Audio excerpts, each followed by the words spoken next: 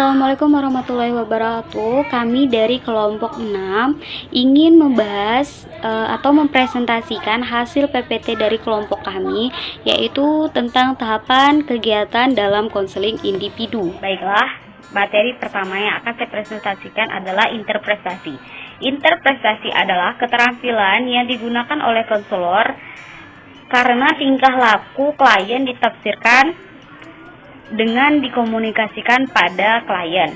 Selain itu, dalam interpretasi, konselor menggali arti dan makna yang terdapat di belakang kata-kata klien atau di belakang perbuatan dan tindakan yang telah diceritakannya. Teknik ini digunakan oleh konselor yang ingin membawa atau menyampaikan ide kepada kelompok.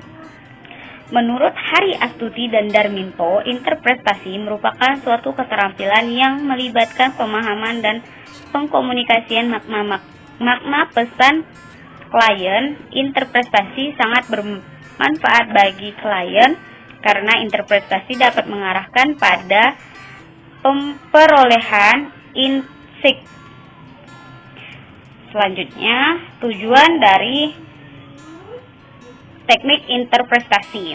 Yang pertama yaitu mengembangkan hubungan, menyehatkan melalui dorongan pengungkapan diri klien, meningkatkan kredibilitas konselor dan mengkomunikasikan sikap-sikap menyehatkan kepada konseli.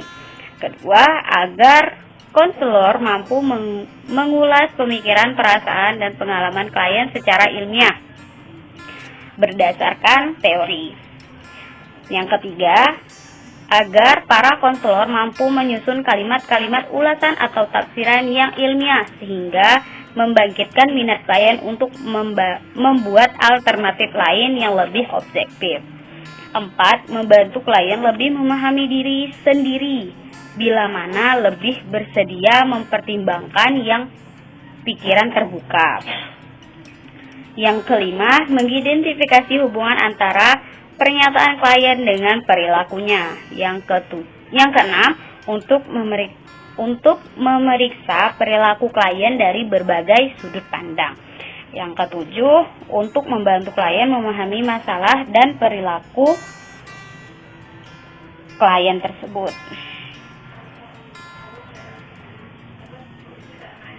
Baik, selanjutnya yaitu jenis-jenis interpretasi. Jenis interpretasi terbagi menjadi 3, yaitu pengecekan informasi, interpretasi tunggal, dan interpretasi ganda. Nah, untuk pengecekan informasi, teknik ini dipakai karena konselor gagal menangkap secara jelas pesan eksplisit dari pernyataan konseli. Yang kedua itu interpretasi tunggal, itu klarifikasi makna terhadap satu pesan atau ungkapan konseli.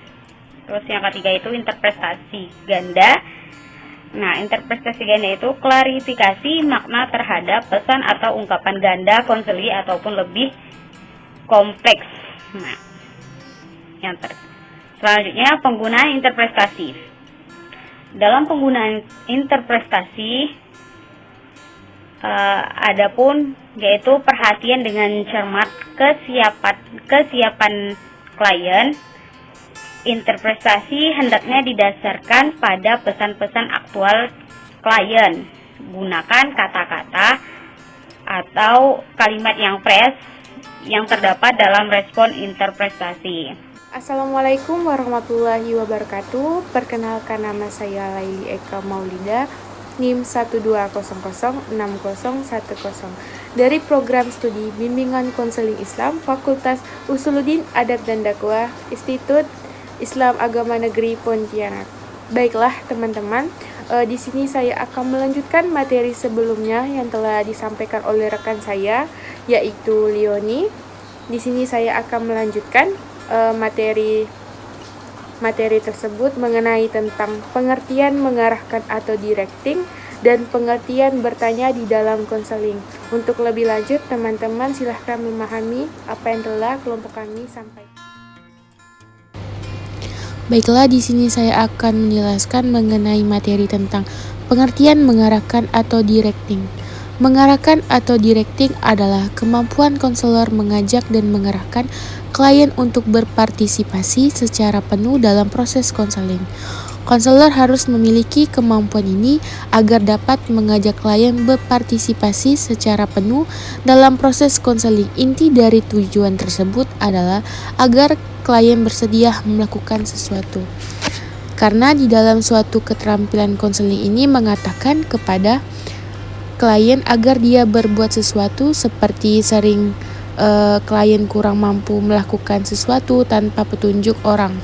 Hal ini dapat menyebabkan faktor seperti faktor emosional, kurang konsentrasi, atau terlalu banyak ngawur, sehingga menyimpang dari pokok pembicaraan. Maka dari ada teknik inilah, yaitu teknik directing atau mengarahkan inilah agar membuat klien tersebut menjadi terarah kepada tujuan konseling. Selanjutnya materi yang kedua yaitu pengertian bertanya. Keterampilan bertanya adalah suatu kemampuan pembimbing atau konselor mengajukan pertanyaan-pertanyaan pada sesi konseling. Karena tanpa keterampilan ini, konselor juga akan mengalami kesulitan membuka sesi konseling. Ada dua bagian pada keterampilan bertanya, yaitu yang pertama pertanyaan terbuka atau open-ended question. Yang kedua pertanyaan tertutup atau closed question. Jadi pengertian pertanyaan terbuka ini yaitu pertanyaan yang diajukan bersifat terbuka dari klien dan bebas untuk menjawabnya. Kemudian pertanyaan tertutup atau closed question yaitu yang dimana pada pertanyaan ini yang diajukan oleh konselor pada klien ini mengandung jawaban yang singkat dari klien tersebut. Assalamualaikum warahmatullahi wabarakatuh. Perkenalkan, saya Lutfia Salsabila dari kelas 3 ABKI dengan nomor induk mahasiswa 12006016. Saya dari kelompok 6. Dorongan minimal. Dorongan minimal adalah teknik memberikan suatu dorongan langsung yang singkat terhadap apa yang telah dikemukakan klien.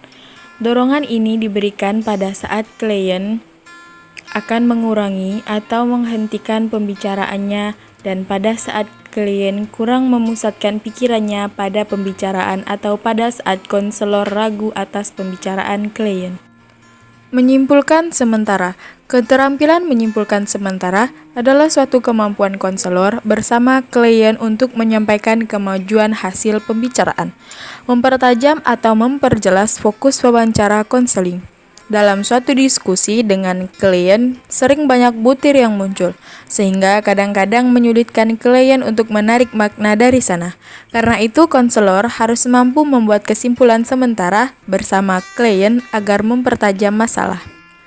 Kesimpulan, seorang konselor harus memiliki berbagai keterampilan atau teknik-teknik konseling yang digunakan dalam proses konseling. Proses konseling individu berpengaruh besar terhadap peningkatan klien. Karena pada konseling individu, konselor berusaha meningkatkan sikap siswa dengan cara berinteraksi selama jangka waktu tertentu, dengan cara bertatap muka secara langsung untuk menghasilkan peningkatan-peningkatan pada diri klien, baik cara berpikir, berperasaan, sikap, dan perilaku.